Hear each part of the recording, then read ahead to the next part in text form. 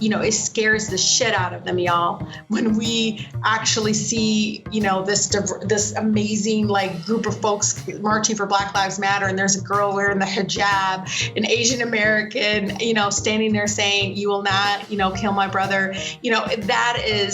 That's the incredible movement. I think, at this time in our country, we got to continue building on that in so many ways. This program is brought to you by Haymarket Books as part of our live event series. Haymarket Books is a radical, independent publisher dedicated to connecting social movements with the ideas they need in the struggle for a better world. You can help support the Haymarket Project by buying books at haymarketbooks.org, and especially by joining the Haymarket Book Club. Be sure to subscribe to our podcast and the Haymarket YouTube channel to access all of our upcoming events. Hey, thank you to everyone at Haymarket Books for co-sponsoring and producing today's event. Thank you, of course, to everyone out there in the audience, whether you're watching live or seeing this on a recording. And of course, thank you so much to our panelists for taking time out of their very busy schedules to be with us. And actually, we got notice that Representative Tlaib is actually in the middle of a vote, so we're hoping she'll be joining us shortly.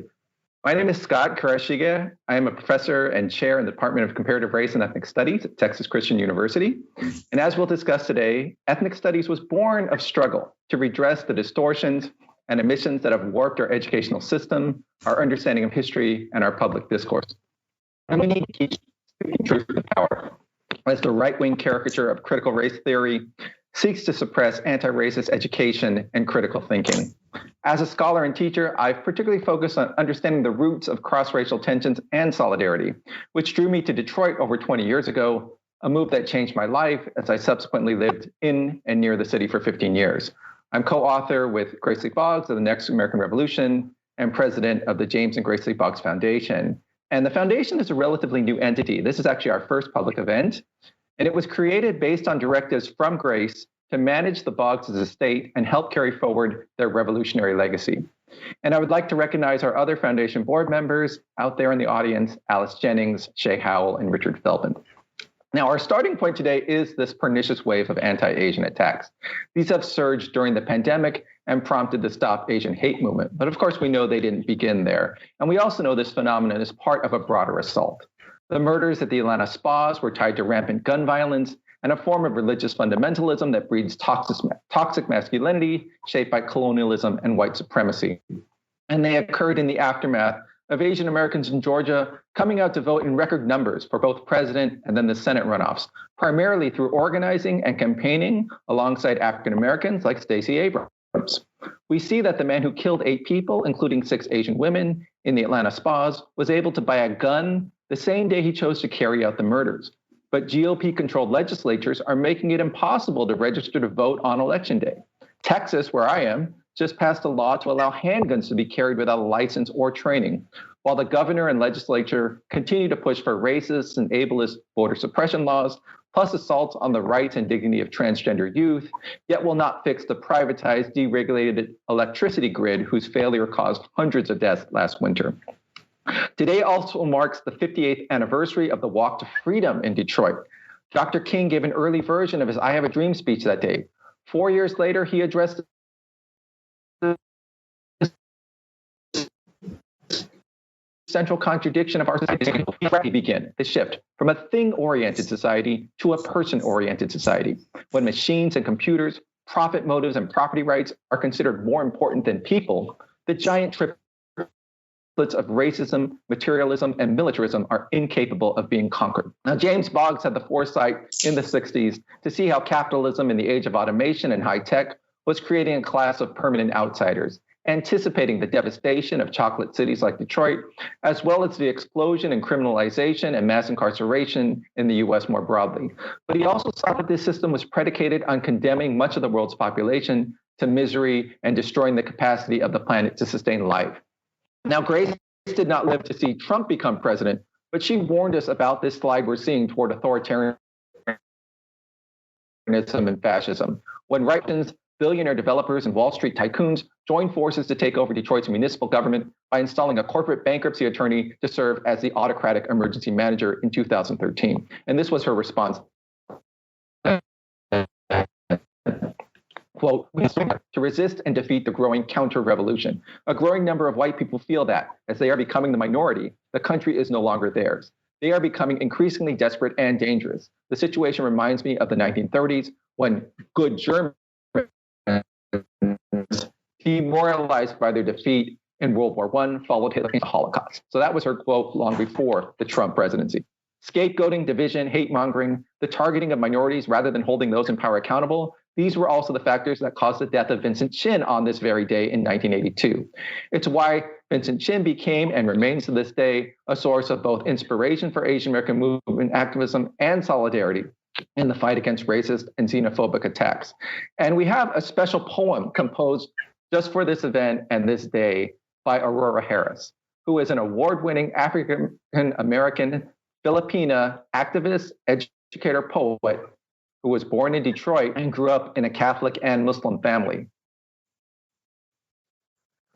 Aurora is the author of Solid 5 Black Moons, which won the 2012 Penn Oakland Josephine Miles Excellence in Literature Award. And I can personally add, people in Detroit movement building circles and those close to Jimmy and Grace know Aurora Harris as a fixture and a vital mentor. Let's cue up the poem that Aurora prepared specially for us today.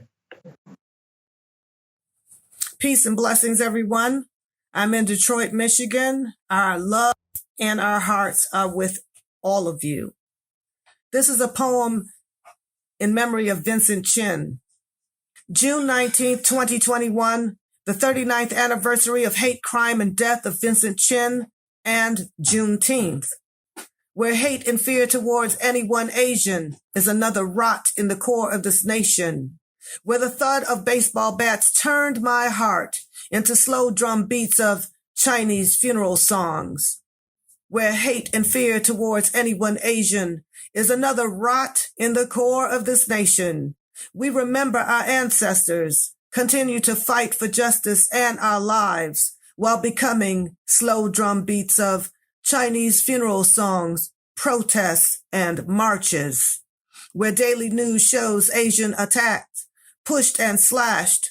We refuse to be silent. Where we remember our ancestors, continue to fight for justice and our lives. I am at Belle Isle, where Detroit River's waves remind me of hate. Where daily news shows Asians attacked, pushed and slashed with memories of 1982's white auto workers who murdered Vincent, 1965's white women spitting in my face. I am at Belle Isle, where Detroit's river's waves remind me of hate and Pan-Asian solidarity. 2002's First Detroit Conference on Vincent's death, anti-Asian violence, calls for justice. 1982's white auto workers who murdered Vincent, their freedom to live with $3,000 fines. Our bodies, our lives are worth more than $3,000. Generations of hate and injustice. 2002's First Detroit Conference on Vincent's death, anti-Asian violence, calls for justice. June 19th, 2021, the 39th anniversary of hate, crime, and death of Vincent Chin, and Juneteenth. Our bodies, our lives are worth more than $3,000. Generations of hate and violence, where the thud of baseball bats turned my heart into slow drum beats of Chinese funeral songs. It's time to stand up, protect one another, continue to resist the rot in the core of this nation. Thank you.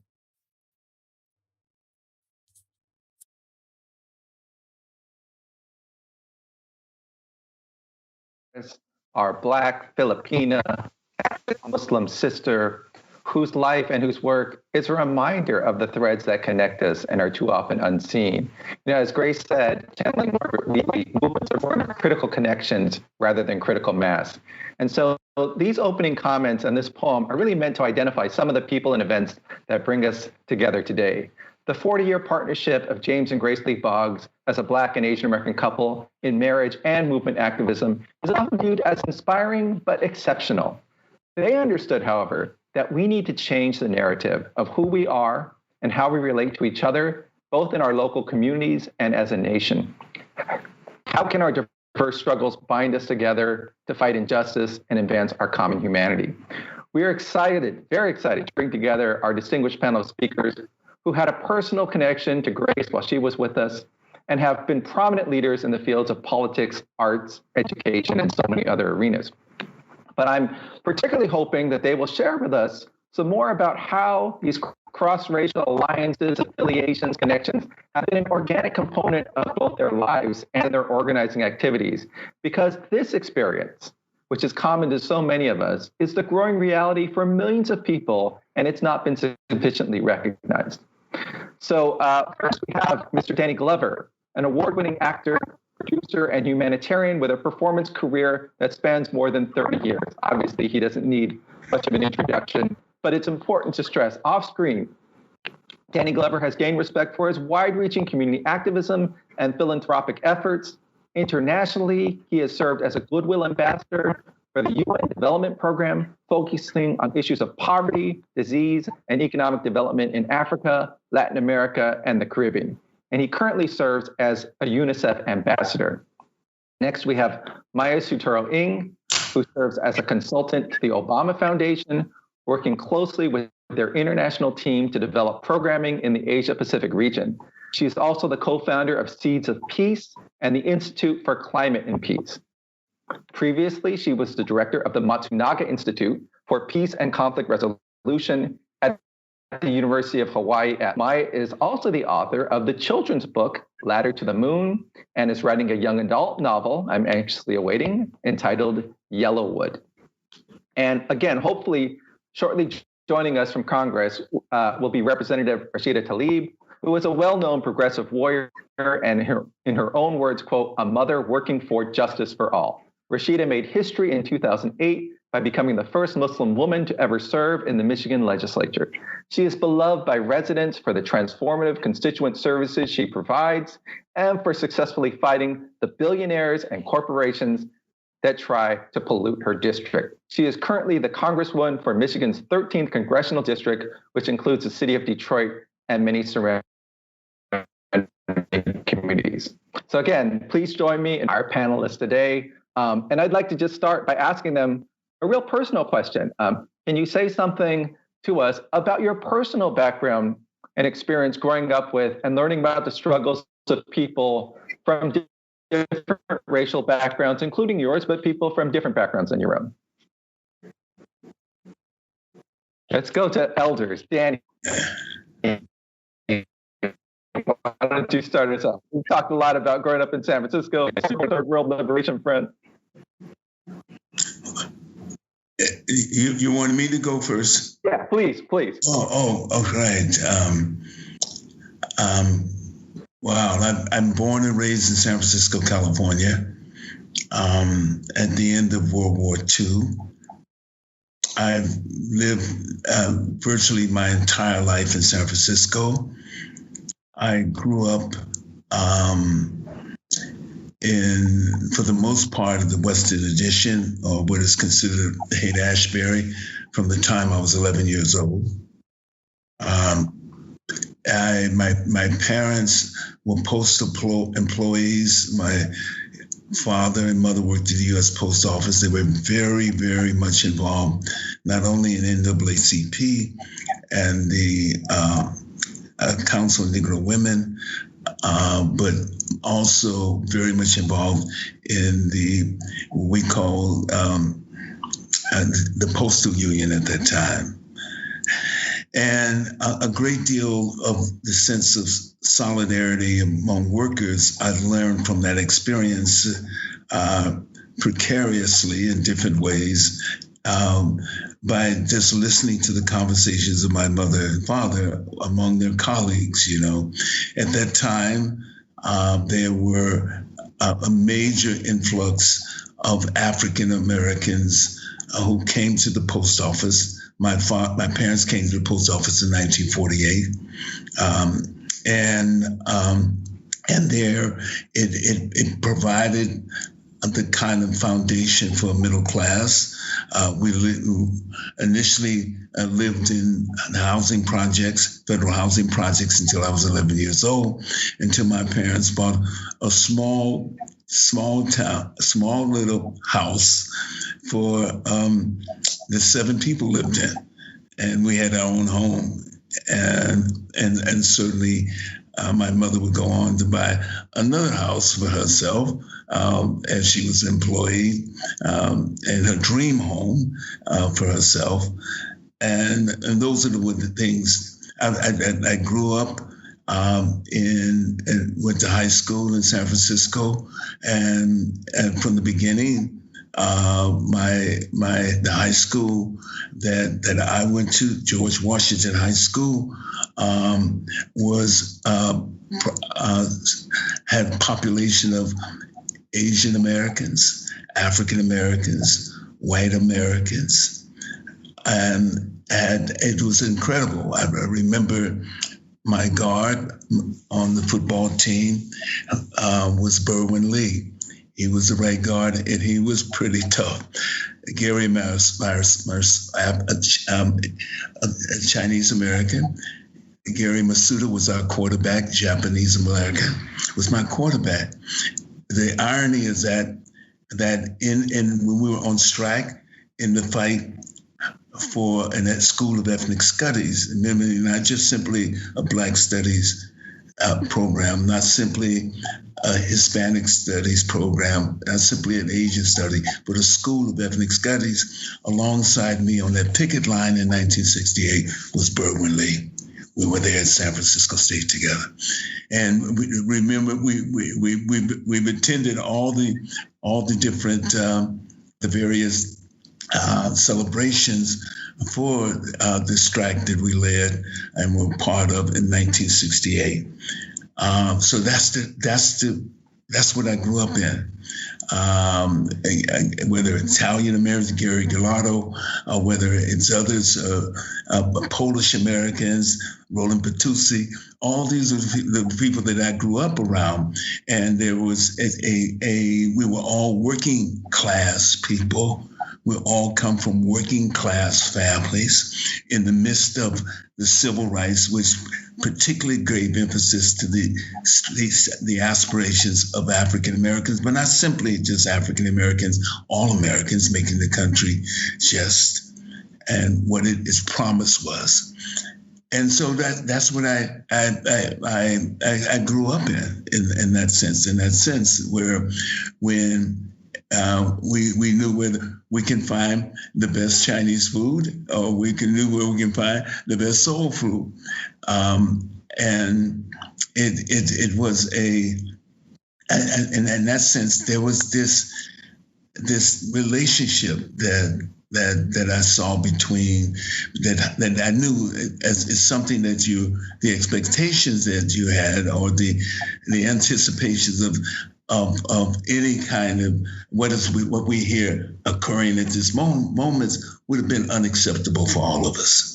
What we see today in terms of the Asian hate crime and the Asian hate that's going on. So in that sense, and throughout that struggle, and I remember it was fascinating when I think about in terms of the idealism that we have and the ideas that we had in 1968, and how we quickly came together in such. It was only the strike was only achieved. The demands were only achieved by the coalition of Asian Americans, African Americans, Latinx Americans, and progressive white American. It was only we won that strike. We shut the campus down for 5 months. It's the longest strike in the history of any university in the United States. So those are the memories and the relationships we dealt out, as we call it, the Third World Liberation Front. Was our emblem of the Third World Liberation Front, were lessons that certainly that we were able to carry on in our life beyond just the campus itself as well. But that's what that's San Francisco in a sense, unique because of the certainly the respectful nature of each community. And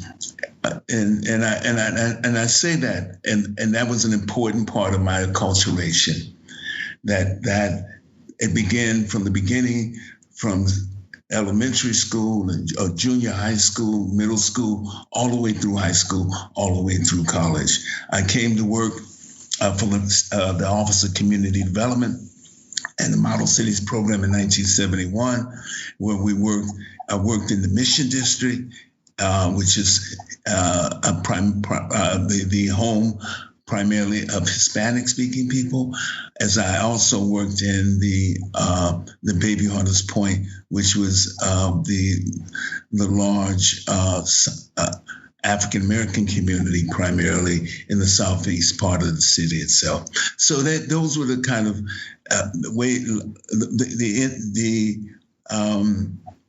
the way in which we been the way in which I existed. I'm thinking about Philip Kankatanga, whose play I did about the relationship between an African American and an Asian woman who had been his wife.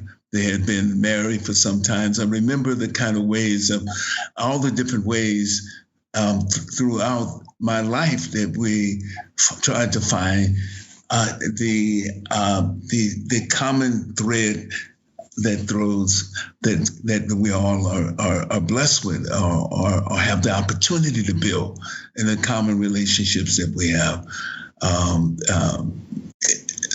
That's the beginning, a little bit beginning of the making of Danny Glover. Okay. Well, thank you so much. I mean, for that. And there's just so much, I think, for us to take away, including, that the importance of that Third World Liberation Front at San Francisco State, and to have the involvement of Native American people at the time when the Alcatraz occupation struggle was going on. It's just so vital. So turning to obviously a lot has been written about your family history, and I'm sure you can't even probably keep up with all that's been written. But we want to hear from you about your experience, growing up, and how that shaped who you are today.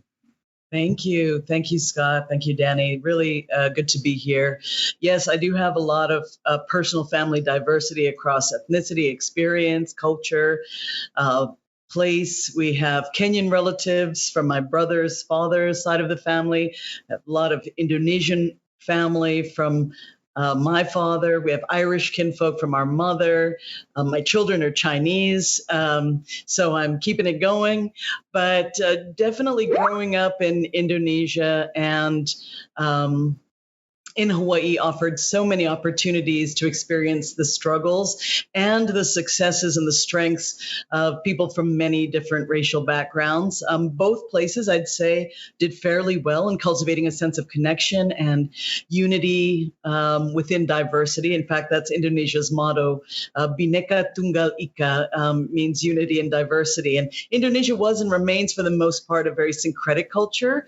And so we had the Sultan Hamengkubuwono IX, who was a Muslim, giving offerings to Nyai Loro Kidul, the goddess of the South Seas. And if you go to the Islamic University of Indonesia, you can find the remains of a Hindu temple there that were discovered when excavating for a new library. And rather than shipping off the ruins, the Islamic University, its professors and administrators decided to become stewards of this temple. And so you have pilgrims who are Hindu coming to the Islamic University. And that's Indonesia.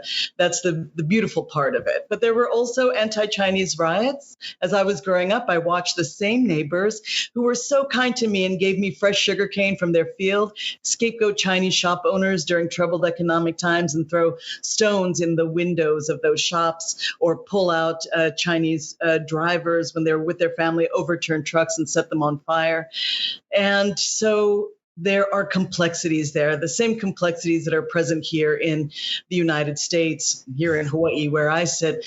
Hawaii has an enormous Asia-Pacific diversity, of course, and has been very embracing in the face of massive health disparities during the pandemic. But also COFA migrants from Micronesia, as an example, have been wrongly blamed for what ails the communities here. And yet, when Filipino and Micronesian communities suffered disproportionately during the pandemic, people did step up. So in both places, I feel like I became really aware of the human capacity to embrace and love broadly and intensely and imaginatively, but also the capacity to destroy, divide, and get trapped in narrow spaces. And this has certainly been my experience on the continental US. This is a really complex country. And what we need to do is nourish that instinct for curiosity that will enable us to learn each other's stories, and the courage to be upstanders, the conviction to bridge, and bring others across the bridge. And thank you for the question. Thank you so much. And we're really excited to welcome Congresswoman Rashida Tlaib. Perfect timing. We're just doing discussions about the speakers' backgrounds. And I know, obviously, you've been deeply connected to the Palestinian American community, to the diasporic Palestinian community, to the Muslim American community, but so much of your work has been shaped by the civil rights movement in Detroit. So if you could just tell us more about how your upbringing has shaped the work that you do. Yeah, no, I think it's so incredibly important to know, like, yes, I'm Palestinian, but growing up in the most beautiful, blackest city in the country, if anything, has made me this just more, I think, committed, organizer, justice seeker, and I always tell the story of my mom, came to this country. She was pregnant with me. When I started school, she didn't speak any English. So I started school not speaking English, and they put me in like bilingual program. But my mom at that time, they were like, pushing a lot of the parents to come to these parent meetings. And I still remember as a child, it was always the Black mothers that would tell Fatima, my mom, raise your voice, because she had this kind of accent and just like low voice. And she would be so, incredibly scared to speak up, but they'd be like, speak up, we need to hear you. And it's always stuck with me. And so it's just a profound way that it was, especially this, again, incredible city helped shape me of how I show up for my neighbors, no matter kind of the background. And, growing up in Southwest Detroit, where there's 20 different ethnicities. I mean, from all different backgrounds, Guatemala, Nicaragua. My dad grew up in Nicaragua, half of his life. And so just all of those beautiful, I think, lived experiences of just being there and present. And again, just truly understanding the importance of showing up for each other. Yeah, every corner I tell people is a reminder of the civil rights movement. And people wonder why I speak up against, these forms of oppression, not only for Palestinians, for everyone. I always tell people, I fight for water as a human right. I always say from Detroit to Gaza. I say what happened in Flint is happening around the world. And so, again, I think from that lens of being born to these wonderful Palestinian immigrant parents in a Black city where I was raised, shaped me the person that I am now. So, and it made me a better Muslimah. It made me a better neighbor. It made me a better advocate in so many ways. Thank you so much. I mean, these are the rich histories that I think we really need to tell more about, right? And this when we get to thinking about the really core point of ethnic studies is to bring out these truths, right? And as I was saying, these attacks on ethnic studies, on critical race theory, are really trying to create really a distorted view of who we are and erase our histories. And so I want to turn to the fact that today is the 39th anniversary of the day Vincent Chin died in Detroit. He was beaten on the 19th, but he died on the 23rd of June, 1982. And I know in different ways you've all spoken about Vincent Chin, about anti-Asian violence. Danny, I saw you were in New York at a rally not too long ago. Could you say a little bit more about the work you've done, why you've done this work, and how it connects to your broader, purpose and the struggles that you think are most meaningful at this moment?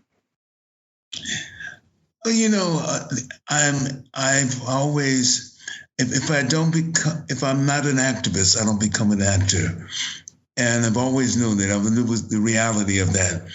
It was the struggle to end apartheid that brought me to acting in the first place. I found that even though I worked with the African Liberation Support Committee starting from the early 70s, the anti-apartheid groups, organizations, and also those for the liberation of the Portuguese colonies that still exist, Angola, Mozambique, and Guinea-Bissau. Even though I worked with that, I found that theater gave me another avenue through expression. And if it had not been that foundation that grew from my parents, to watch them interact, to watching them find their sense of humanity through the work that they did. If it had not been for that, that laid the foundation for all that. So that when I would go somewhere in an event, and as I've many times in the Asian community, as one event I went to in celebrating Chinese New Year, which I did for 3 straight years with a friend of mine, and the first thing they would say, we don't know who this guy is right here, but we know who Jimmy Glover was. Jimmy Glover trained me at the post office, and all those kind of realities were part of who I saw this very quiet man as being in that. And I'd always kind of like took whatever I took and learned. And he understood that clearly, and my mother understood clearly, that in San Francisco State in 1968, it was expression of my generation at that particular point in time. But he understood that as well, even though he may have been a fear of the violence that occurred on the campus and everything else. So I think in terms of finding some kind of way of finding the connection, and being of service in the respective communities, sharing stories is incredibly a profound way of connecting us together. Sharing stories is what I've been able to do and continue to do. When I was asked by 1199, a union that I work with, 1199 in New York, SCIU, a union that I work with George Gresson, asked to come to fly to New York and be a part of a rally in Chinatown without a question, because I know that those workers that 1199 are the ones who are right on confronted with the issue. I know that they are, but when we all are touched by this. We're all confronted with this. This is our story. This is our moment to tell the truth. This is our moment to stand up for what is right and justice. And we have that opportunity to do that and decry what is happening in this, and not simply in the Asian community, but all those other communities have been marginalized as well. And I think in that sense, and finding the kind of work and finding the kind of relationships with that. I remember my Macbeth was not simply a Macbeth. When I played Macbeth centuries ago, it feels like, when I played Macbeth, there was the connection between a multiracial community at that particular point. We did that at the LA Actors Theater. So, and I think that has been the foundation, and that's only solidified through the work that I saw happening, and through it was tough work. It was tough work during the strike. We argued with each other, we disagreed with each other sometimes, but we came to some sort of consensus about that, and that was one of the important lessons that I think we learned at school as students of color at that particular point in time. And like I said, that all those kind of ways in which I've been able to kind of use that platform in my life has been the center core. And it makes me proud to be that I do what I do, and not simply successful in it, but do what I do because I'm able to say, what is the truth? You know, what did Baldwin say? When we cannot tell ourselves the truth about our past, we become trapped in it. Boom. We're trapped. This is a country trapped in its own lies. It's historic lies from its beginning, from the outset, from the 1619 Project on. That's what it is. And so race is always used, capitalism has always used, the system has always used race as a barrier, as a weapon in order to keep us from coming together and fight for the justice that we deserve, that we're entitled to. That's so important. And I think the one thing that really resonated is, we oftentimes hear people say, do we have solidarity or do we have tension? And what you're pointing out is solidarity doesn't arise out of thin air. We're not born in solidarity with each other. It comes from us struggling to find those places of unity and overcome these tensions. Exactly. Can we move to Maya and Rashida on this question? Yes. Would you like me to go? Rashida, who would you like to go first? Go ahead. All right. Well, I thank you for what you just said, Danny. I think that storytelling is really crucial. I have 3 nonprofits that I started. The first is Peace Studio, and it works with creatives and journalists of all kinds to shed light on peace and justice work around the world. And you see that so many of the storytellers aren't necessarily born thinking that they are poets or artists or creatives, but they are people who are from the pulpit thinking about what is going to move others and building the beloved community, or formerly incarcerated folks who are telling the story of their own forgiveness or magnificence in the face of despair. And one of the nonprofits is Seeds of Peace, and it provides training for parents, educators, community members, and young people to implement community action plans through facilitated backward mapping and collaborative resource sharing and action.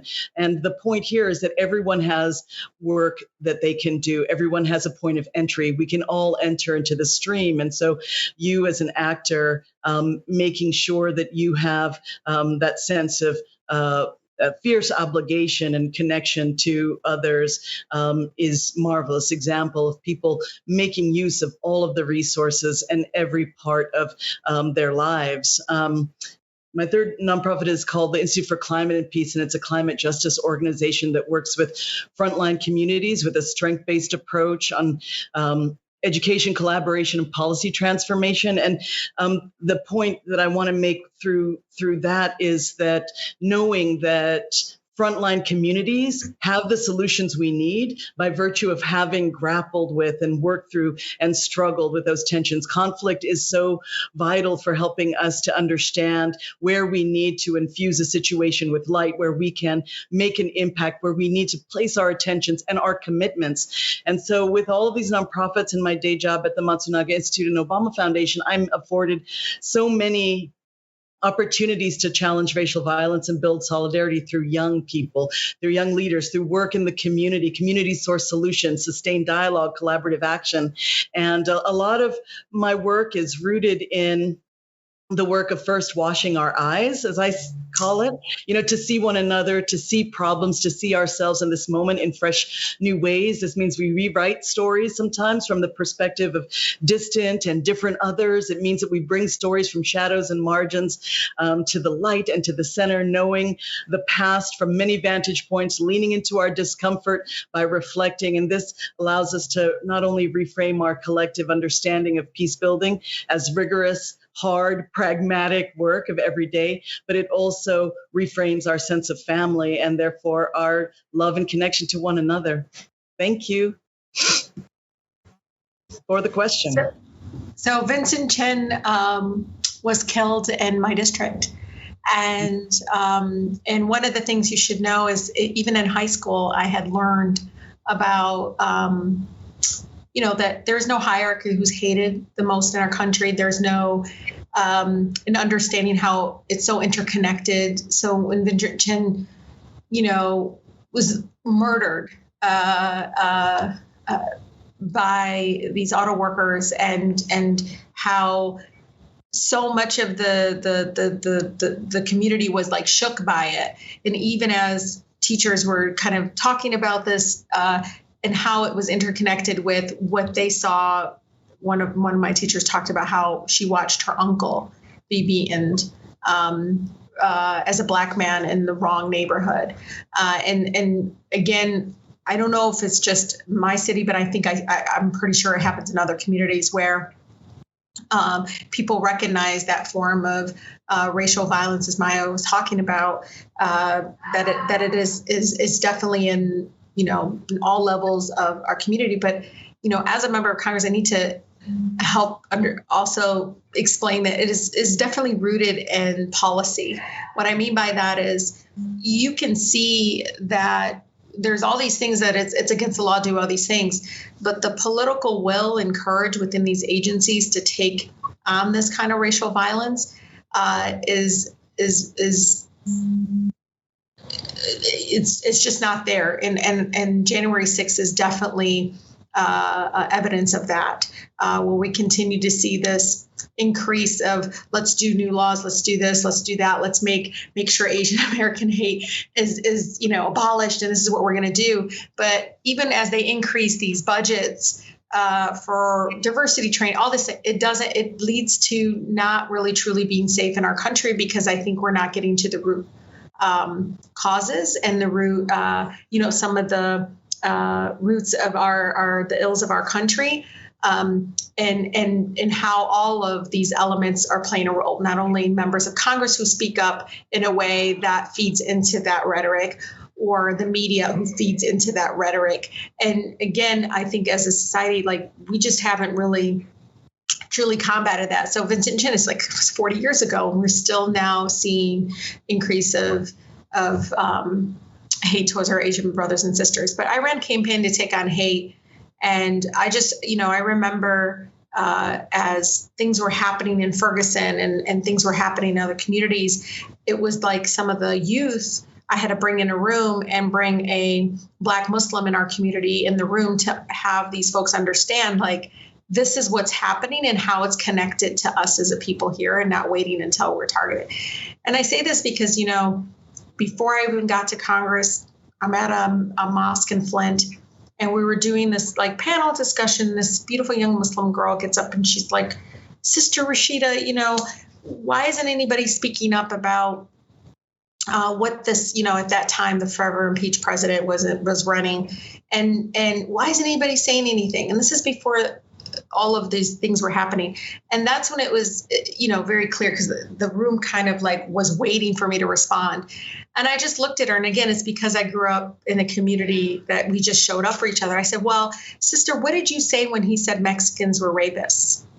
And you can almost hear a pin drop. And I said, that's the problem.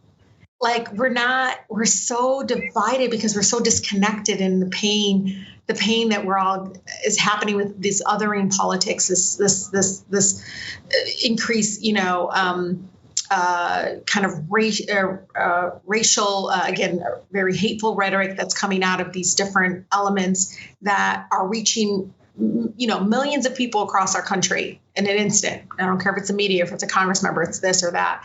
And I think at that moment, everybody had that aha moment.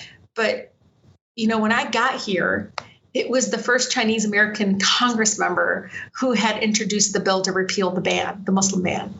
It was Judy Chu, who proudly reintroduced it again, even though here we are as Muslims, we're like, well, we got you. We're here, we're standing with you. And it was a really incredible moment to stand behind, Judy Chu as one of the first Muslim women and to demand that we repeal a very racist, policy that was banning people solely based on their faith of being Muslim. And, I always try to share that kind of story and that journey as I was sitting there listening to her. I honestly thought of Vincent Chin, and I was just thinking of Judy. And for me, I don't know why at that moment I got really emotional because I just thought, okay, Vincent Chin died and was killed. And at that moment, it was a Black teacher that taught me how it's so connected with the oppression of Black folks in Detroit and in these neighborhoods. And then coming through this journey and now watching the first Chinese American woman say, you're not going to go after my Muslim neighbors. And I think those, again, that connection that we all have of the pain. And I'll tell you, the last thing is, I always tell, especially the young people, I was like, if you open up that curtain, the people behind that curtain are the same exact people coming after LGBTQ, Asian, Muslim, Black folks. Yeah. It's the same people. And if you really turn up and look behind, they're all making some sort of money or gaining power from it.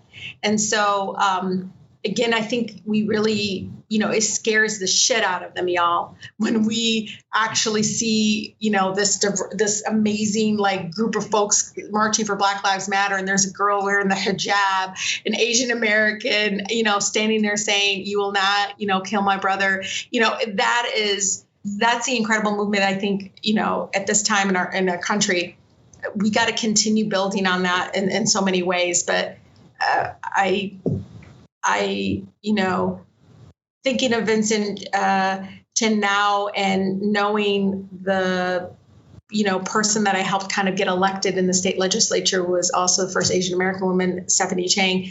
And this is something that is always at the heart of why she fights against hate in our country.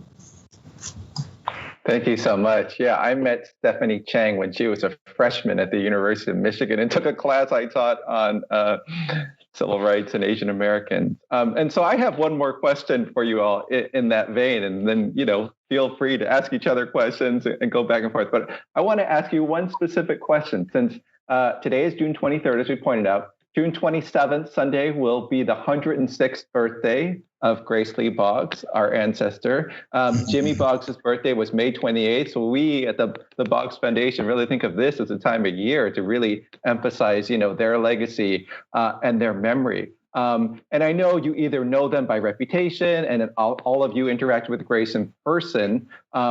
There's a movie on Netflix that I think Maya has seen. I don't know if everyone has seen it, called Barry. It actually it starts with Maya's brother as a student at Columbia, sort of trapped between these two worlds, elite Columbia and then Harlem, Black, white-dominated worlds. And it actually ends with him gaining a sense of his place in America and in activism by meeting James and Grace Lee Boggs. Now, as far as I know, that's a fictional story. It's a dramatized story you can watch on Netflix. But all of you have had some real life encounters, at least with Grace. So I'd like to hear more about what you think the public should know and our brothers and sisters should know about the legacy of James and Grace Lee Boggs. If I can, because I have to go. But is just somebody, not to try to take over. She's, I always say Grace belongs to the whole world, but she's always going to be ours in Detroit. But one of the things that she taught me, and it is something that actually keeps me grounded, is that the thing that folks need to know about Grace Lee Boggs and James and what they were trying to do is show people that, like somebody like President Biden being there, or who's in the White House, or who's in Congress, that it matters somewhat. But what they were trying to say when they said it's what's happening in the streets that is what's going to lead to transformative change. She says that consciousness, she would talk about it all the time, y'all. And she would say to all of us young people, like, you know, what got us the Civil Rights Act, which continues to be watered down, or some of the other things, is literally the movement work in the streets. That's when we demanded it, and that's when change happened. It didn't happen because of who was in the White House or who was in Congress. It happened because we in the community demanded it. So from the anti-war movement to the civil rights movement to, you know, the labor to be able to organize in the workplace, it didn't happen because somebody that was president was like, yo, this is great, we should do it. No, it was because of our consciousness and this wokeness that happened of us speaking up and demanding it at all different levels of government. And so that is something I continue to truly believe in, because I'm here and people are like, well, it's, you know, President Biden's there, we're going to all be free. It's like, no, he's not the destination, y'all.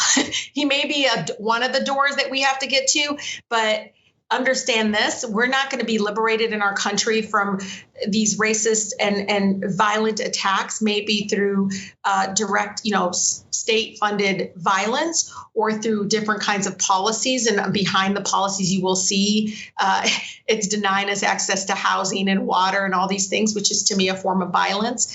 But people need to know that about Grace Lee and James, that they really truly believed in it. And it was something that I think through their work over the years, I have to believe it's because that's what they understood happened. It wasn't, again, because of election day, right? Only that everything that we do is always year round, and it's the work we do in our communities that delivers the transformative, meaningful change that we need in our neighborhoods. And I'm so sorry I have to go, y'all. All right, then. Thank you. So nice to Danny. Thank you so much. Thank Bye-bye. you. Aloha. Wow.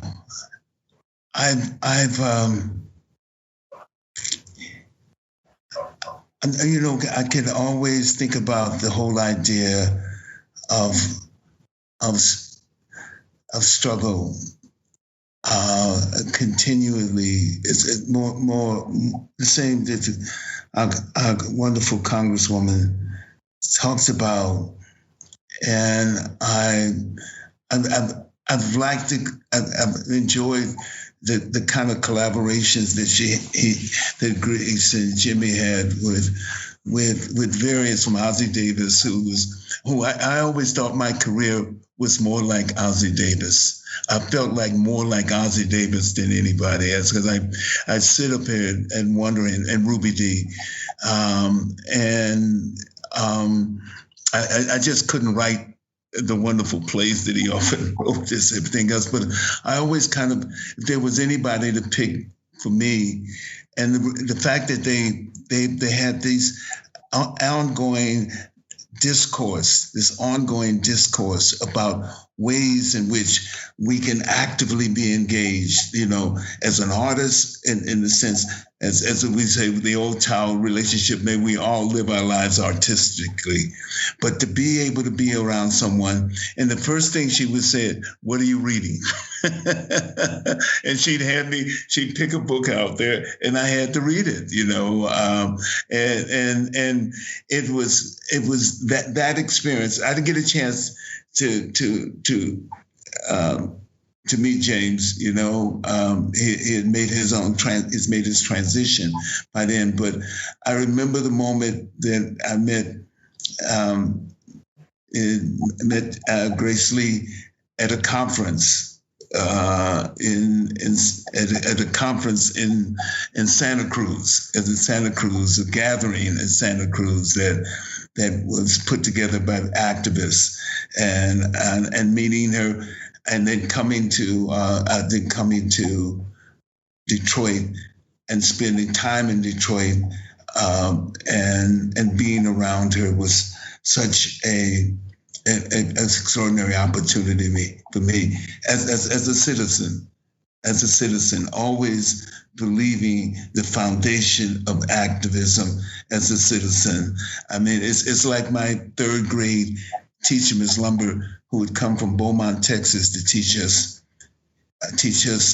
kids who lived in the project and everything, and said, I'm not essentially just talking about simply just talking about making good students. I'm talking about making good citizens. That was 1954. And those are the kind of moments that have shaped my life, and even when there were, you did know, I found myself out in San Francisco State in 1966. And at that particular moment, finding myself connecting with artists and connecting with students who had been engaged in the movements the students that I idolized, who were engaged in SNCC or in CORE in Mississippi and Alabama. And those were my generational heroes and everything else. And to find someone who I can sit down and be intimidated by too as well. Because she would ask you the question that you had to find an answer. You almost had to prepare yourself to find an answer to what you've been doing. I don't care if it's Vincent Harding. He probably felt the same kind of way of just being around her, and had to say, what you said, basically, what are you doing? What are you doing? What have you been doing? What are you doing?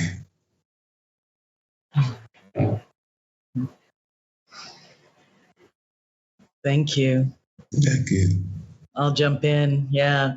For me, Vincent Chin and Grace Lee, they remind us, I think, that we have to define peace very broadly and not simply as harmony or personal peace or the work of governments or diplomats, but really the work of all of us to make shifts in mindset and community. All of us, again, can impact human rights and social justice, economic justice. We can perhaps reform the judicial system, the carceral system. So we have to be concerned with all of our potential opportunities, and then lean into our discomfort and bravely step in, and we also have to be concerned. They remind us with memory and storytelling so that the trauma of stories like Vincent Chin's can be used for post-traumatic growth. And we have to speak up like Vincent's mother, Lily, did after Vincent's killers didn't spend time in jail, and her heart was breaking, but she found the strength to speak to thousands of people, community gatherings and rallies and demonstrations. And we have to speak with, lots of love, I think, not just about our abstract understanding of equality, inclusion, acceptance, fairness, but also what all of that looks like. I was really honored to meet Grace Lee Boggs because of you, Scott. And, I embraced her, and her embrace was nurturing, but it was also very powerful. You could feel the strength of her conviction, even though she was quite elderly.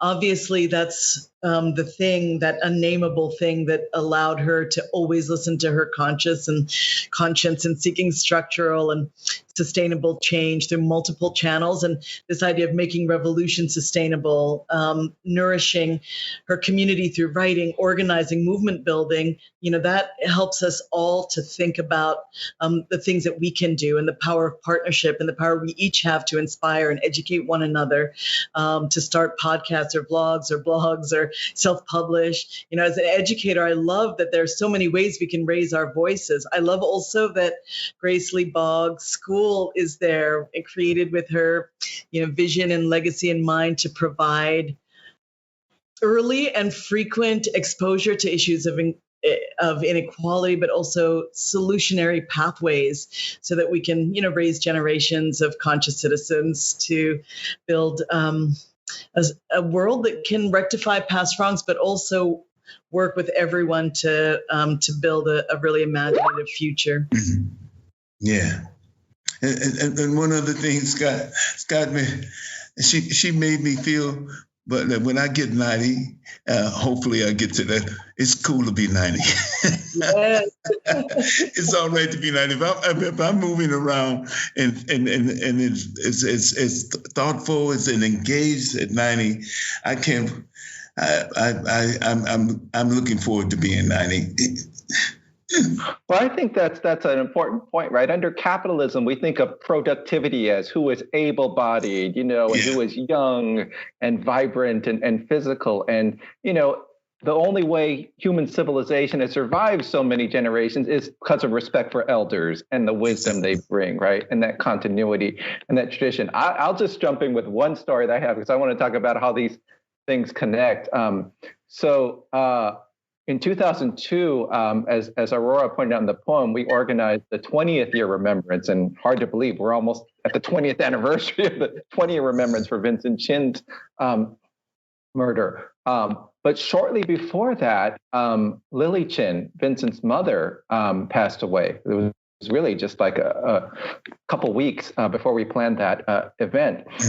And it was in the newspaper, obviously, and it wasn't actually a very big funeral, but it was open to the public. So I asked Grace if she wanted to go, and she said, yes, I think we should go to this. That was part of her respect for elders and recognizing this history. And she said to me, Chinese people always wear white at funerals. And I was thinking, yeah, but this is, a funeral in the Detroit area. Probably won't be. So we got there and nobody was, dressed in white. They were dressed in suits like I'm wearing now. But before we went, I ended up wearing a suit. But Grace said, you need to have this white suit for this funeral. And it wasn't just any white suit. It was the Nkrumah jacket that Nkrumah himself gave Jimmy Boggs. So think about this connection. I'm at Lily Chin's funeral to honor her struggle, and the Asian American movement struggle, and the anti-racist violence struggle with Grace Lee Boggs, who's given me a jacket that Kwame Nkrumah gave Jimmy Boggs, in Africa because they had met because of the influence of C.L.R. James in the Pan-Africanist movement, right? I mean, these are so many of the connections that I think are always there. Yeah, and also the story she tells when she met Nkrumah said, we can change the world.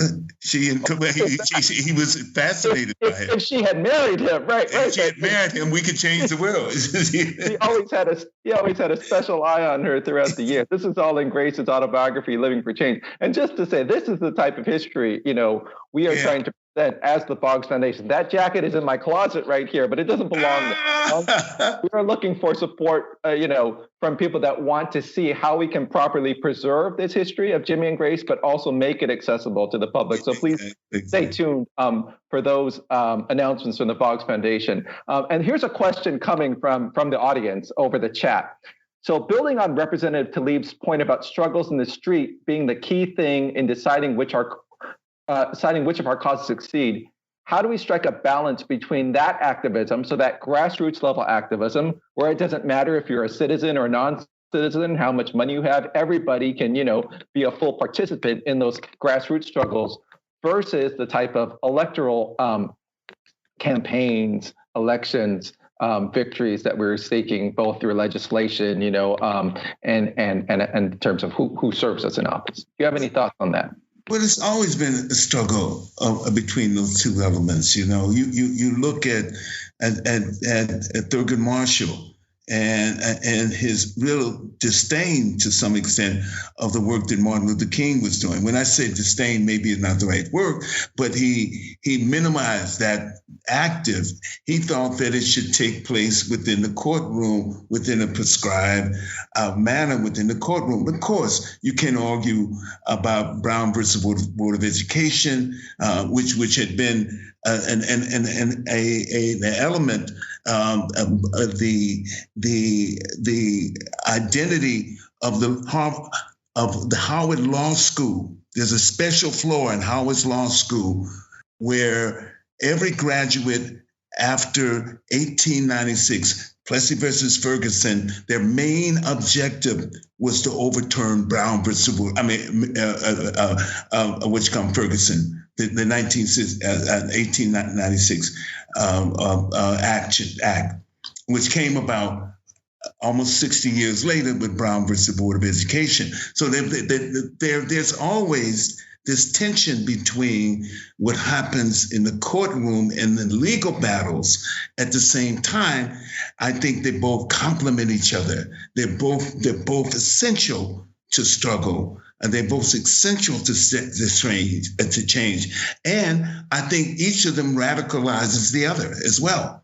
I think that it's important to have that, that I don't even want to call it a balance, because outside people are going to be marching, people are going to be protesting, and people are going to be demanding outside, and that pushes another lever within the whole circumference of struggle itself. Go ahead, Maya. I'm sure you must have a lot of experiences with people who are part of the political system. And obviously, you do a lot of work with grassroots communities and youth and elders. Yeah, I mean, I think everyone has their role. And I actually see my role as leading from behind, beneath, beside, and through education. I would never step into trying to run for office. I'm so glad that there are people like Rashida Tlaib and Barack Obama who have and who are good at it.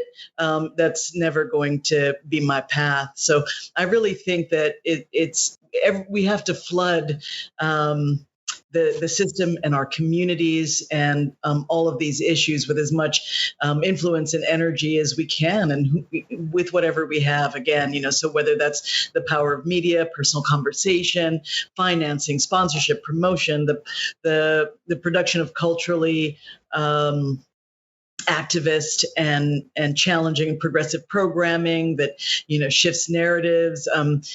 Strength-based storytelling that reflects the value and quality of frontline folks and people of color, institutional change or resource building. There's so many ways to think about this work and to create community on the other side of hate and bigotry and violence. And so whether you're working for NGOs or government, or you're impacting policy, I think if everyone is just poised to take specific, demonstrable, brave action and to think in really complex ways rather than simplistic ways about real change and how it requires in addressing infrastructure and mindset and education and we need to kind of advance this work over the course of many years in a sustained way, rather than thinking that one policy victory is going to make a difference, or that one movement is going to be able to solve the problems. We have to be intersectional and do what you are doing with this event, helping us to think about how these spaces can inform one another. I wonder if we could say a little bit more about this, because I think we have a clear sense of the dynamics that get highlighted in elections. You want to have charismatic candidates who are good speakers. They need to be able to raise money. You have consultants, campaign managers. You obviously tend to have to belong to one of the major parties. Although, of course, with Rashida Tlaib's work, with the squad, with India Walton, who just won the stunning victory in Buffalo as a Black woman, socialist and grassroots activist, there are certainly counter trends to that. But obviously, we see for grassroots organizing to succeed, for people, whether they're in the field of education or art or community building, you can't rely simply on charisma and money, right, and attention and even media, right? So what can you convey, I think, to the people out there who are themselves perhaps, getting into organizing or struggling with the challenges of organizing? What are the most important values, lessons that are needed for success when we're thinking about grassroots organizing and participatory democracy, people's movements? Go ahead, Maya.